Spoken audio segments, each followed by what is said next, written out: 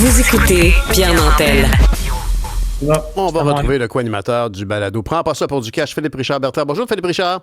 Salut! La terre a tremblé à Ottawa, le centre du séisme. Est-ce que tu vas bien?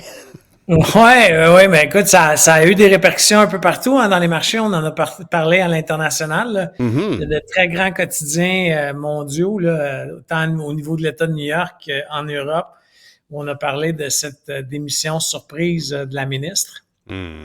Avec la réaction de Donald qui s'est pas gêné pour rigoler un peu au sujet du Canada. Hein?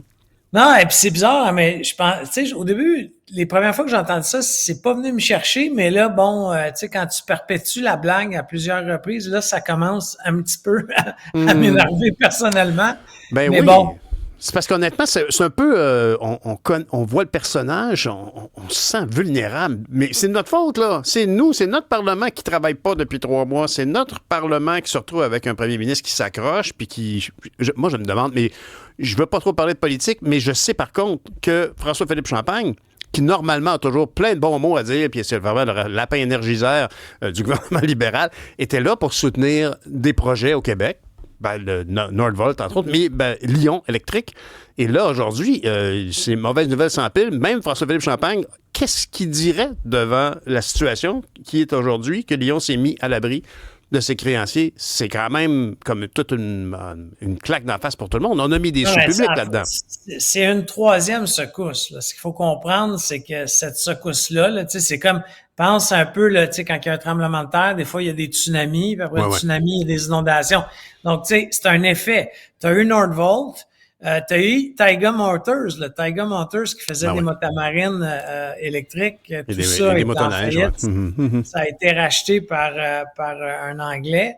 Et là, cette fois-ci, c'est Lyon Électrique qui se met sur la loi de la protection de la faillite dans le but, bien entendu, de renégocier ses créances pour se sortir de la misère dans laquelle ils sont. À mon avis, ils ont fait ça beaucoup trop tard. Ça aurait dû être fait il y a 7-8 mois. Mais il y a 7-8 mois, malheureusement, les dirigeants qui étaient en place, là, parce qu'on sait que le président a quitté le 1er décembre. Bon, il y a 7-8 mois, on était toujours dans le pays des Calinos, ce que j'appelle, là, avec des lunettes roses où tout va se régler. Mais et là, où tu me disais hier qu'ils se sont versés des gros bonus. Ah ouais, non. Honnêtement, là, c'est éhonté. J'espère que ça va être, à un moment donné, étudié comme un cas en éthique et en gouvernance, parce que le conseil d'administration de cette compagnie-là est aussi fautif, parce qu'elle a permis les bonus. Tu comprends que quand tu as 200 millions d'argent public, tu peux pas te permettre de verser de gros bonus avec l'argent du monde.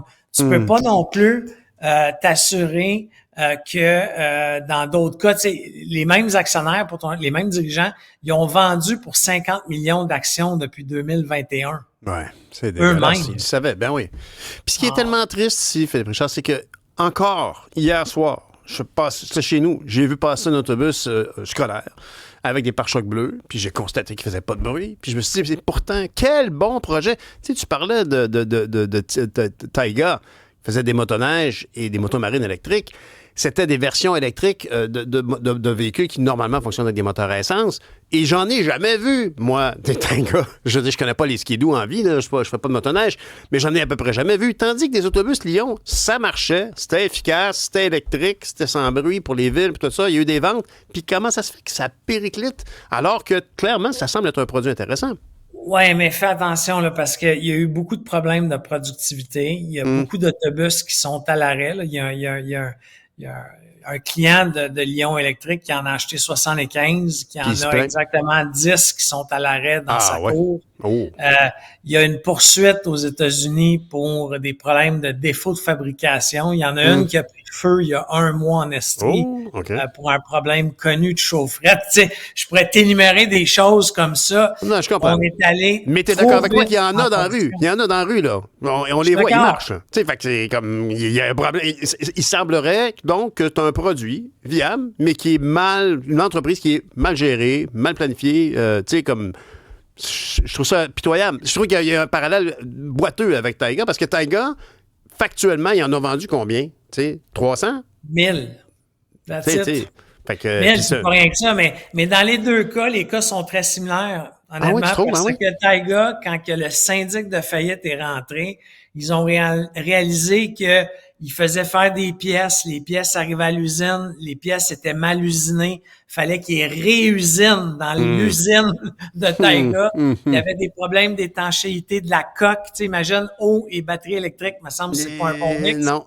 Après ça, au niveau de Lion électrique, la même affaire, on est parti sur le développement de plusieurs camions.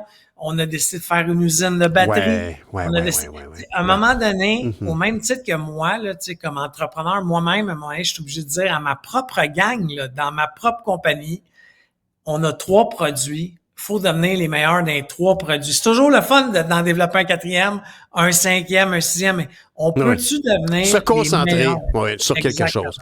Parlant de se concentrer, on ne connaît Vincent Goudzo que pour une seule chose, les cinémas. Et tu me dis que tu m'as indiqué qu'il y avait une petite accroche-tiche avec Vincent Goudzo. Il y a un problème, là. Écoute, Au-delà de la faillite. c'est une saga qui dure depuis maintenant 2-3 mois, mais M. Goudzo se bat avec ses créanciers. Ses créanciers, c'est pas n'importe qui, là, c'est des institutions bancaires, c'est le gouvernement du Québec, c'est le gouvernement du Canada. Parce que M. Goudzo, pour continuer à garder ses cinémas ouverts, a arrêté de payer sa TPS-TVQ, puis a arrêté de remettre les remises gouvernementales de ses employés.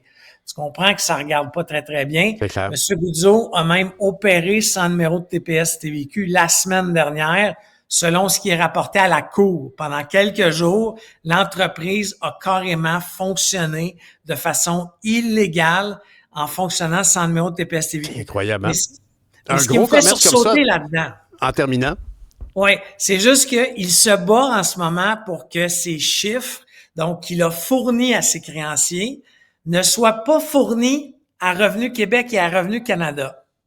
Mais... Parce qu'il a peur que ces chiffres-là soient utilisés contre lui dans d'autres sociétés. Ce que ça veut dire, là, pour le commun des mortels, c'est que l'Empire Goudzo se prête de l'argent entre ses filiales. Il faut avoir des gros sous en jeu.